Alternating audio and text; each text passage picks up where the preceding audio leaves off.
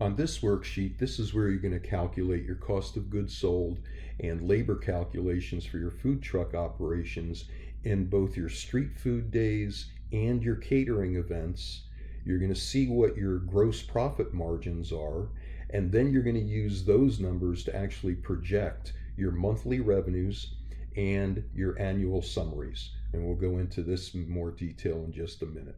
But up in this area on your street food days, this is where you're selling to individual customers.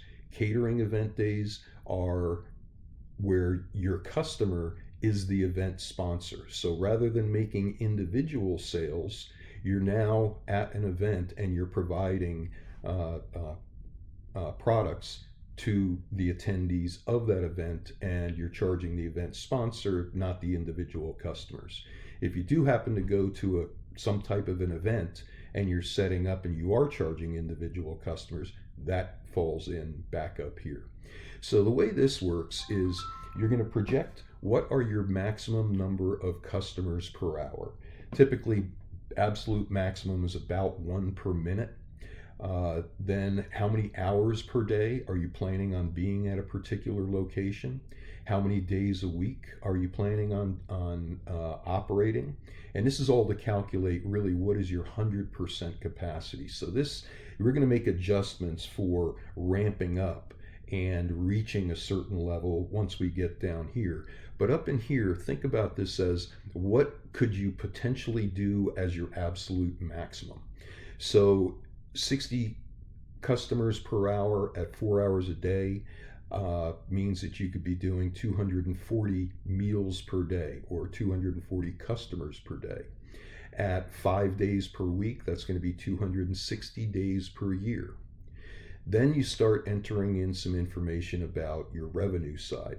Now, the average sale per customer, this is just your average ticket. This could be $10, $12. These days it could be $14 or $16 with where food prices are.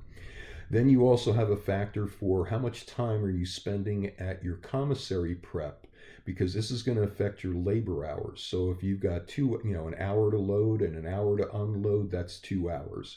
You enter that number here. Now here we have a waste factor, and there's actually 3 waste factors in this BizCORE. The first one is here. The other 2 are in the batch prep, and we'll get to those in the next video. But this is really your unsold items, your waste that's left over at the end of the day. How much food do you have left over? How much didn't you sell? Whether it's you just didn't sell it, you didn't sell out of that particular product, or you just had that much waste for whatever reason that you couldn't sell, because that's ultimately going to affect your overall cost of goods, that waste factor. So play around with this number a little bit and watch what it does to these numbers over here. Your total food truck labor hours per day is calculated as how many hours are you on site and how many hours are you at your commissary. So that's your total labor hours. Then how many workers do you have working for that period of time? What's their hourly rate? What is their total cost to you? And then entering in what is your cost of goods sold percent. And this is all the materials that go into this $10 number. This does not include your labor for serving. Okay, that's a separate line item, and I'll show you that in just a second. So when you factor in a waste factor, okay, this is your raw cost of goods sold, 35%. Great target. If you can get better than that and still have good quality, that's a terrific thing. But waste factor is going to drive up your cost of goods sold. So if you had a 10% waste factor, that means you really only sold 90% of what you had. And so your cost of goods sold is going to be this. It's going to increase your overall cost of goods sold. So that's just something to really keep a close eye on. Now, sales tax included in the price. This is a drop down for a yes or no. Some food trucks, they'll charge tax additional. Some food trucks like keeping their prices rounded off to a dollar amount. and include the tax because they can make change a whole lot faster and they don't have to mess with coins. It's all going to be dollar bills. Then also to factor that effectively, you need to know what your sales tax rate is. So if your sales tax is not included in it, you're going to have a higher margin. If your sales tax is included, then obviously you're going to have a lower margin. So you'd want to consider increasing your price, for example, raise it up to 11, and your margin is back up again.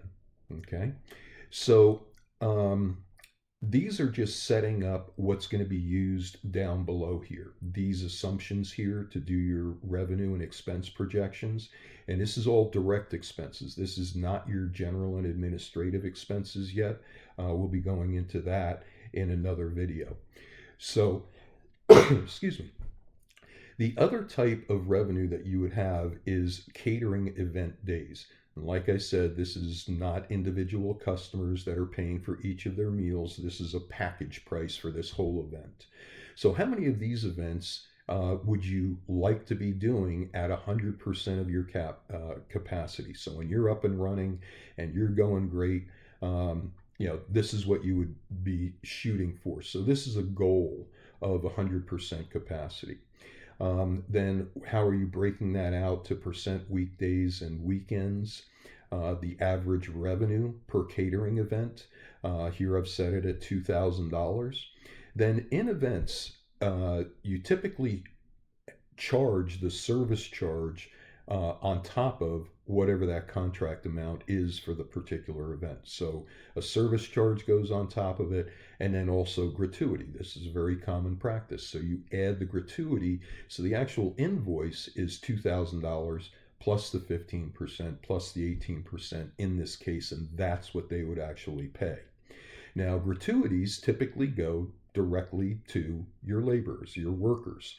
Now, in events, however, it is a common practice for the company to retain a portion of that gratuity, and you would enter that percentage. If you're keeping 50%, you would enter 50% there. And then that revenue is going to be an additional revenue down below. If you have it at zero, you're not going to have any gratuity revenue like it's showing right here. Then how long are those events? 6 hours long is what's entered here. What's your commissary prep time to load and unload only? This is not your batch prep for the event. We're going to talk about that in just a minute. And then how many total labor hours per event? Again, this is just a calculation of your prep hours plus the event hours. So you have 8 hours. How many workers are you going to have at that event? What's your hourly cost per worker? And then what's your cost of goods sold before the labor cost? Okay, just like up in here, this is a cost of goods sold before the labor and before the waste. So here's your gross profit, and this is just off of your cost of goods sold.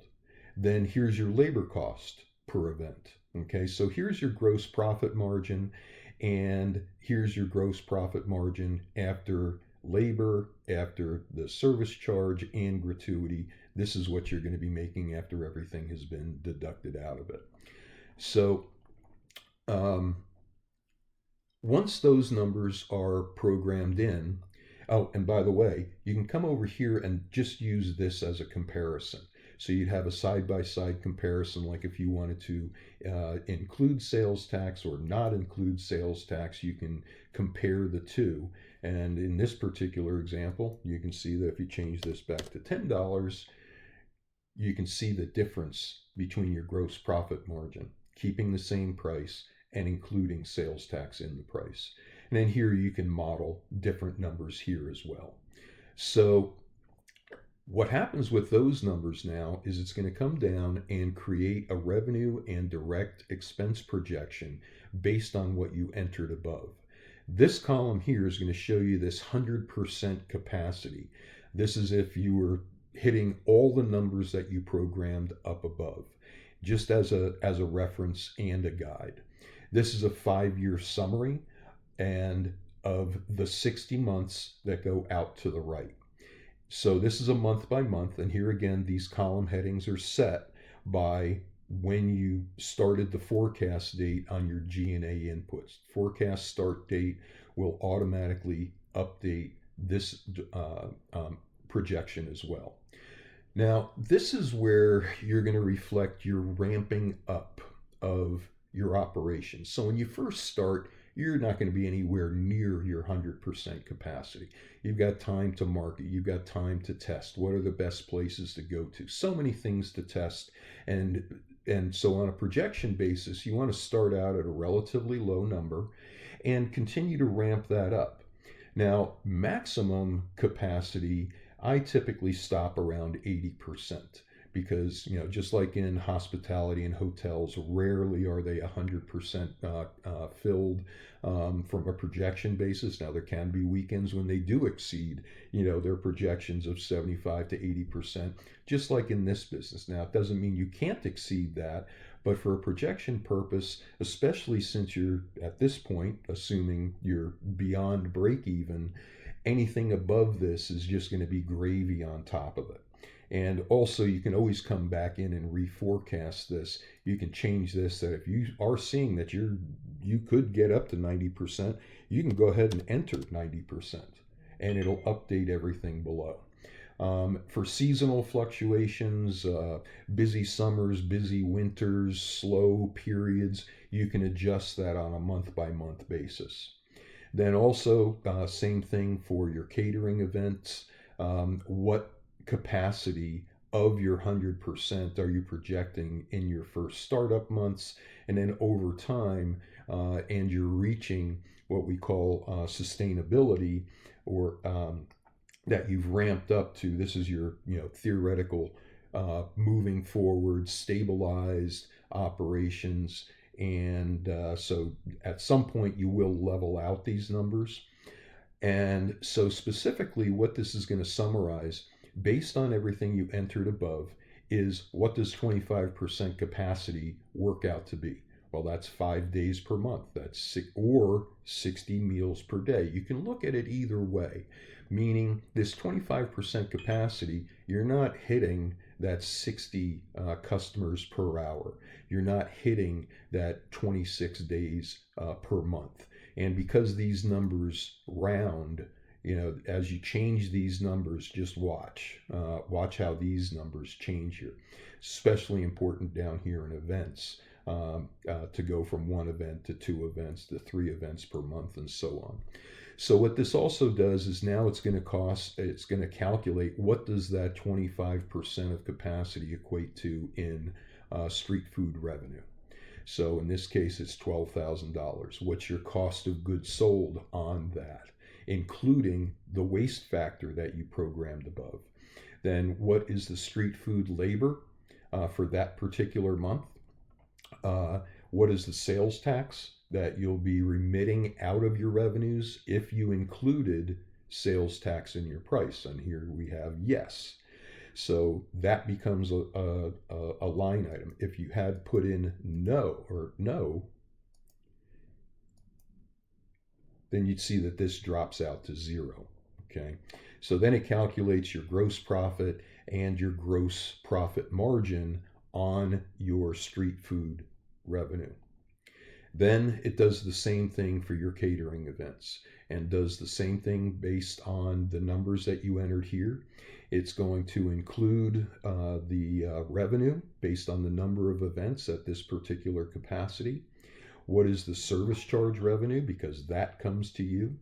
The gratuity revenue, if you had put in a number like you were going to keep 50% of the gratuity revenue, it now fills in that number. But I like to pass it along, especially with the company getting the service charge revenue. Keeps your workers very motivated and providing a really good service. So here's your catering event cost of goods sold, the event labor, and here's your gross profit, and here's your gross profit margin. Then down here, this just summarizes these two together, adds the appropriate numbers together. How many days per month are you working? And so you can keep an eye on all of that. So thanks for watching this video. The next video is going to be on batch prep And this is where you can really track your cost of goods sold and predict what that's going to be. So tune into the next video, please.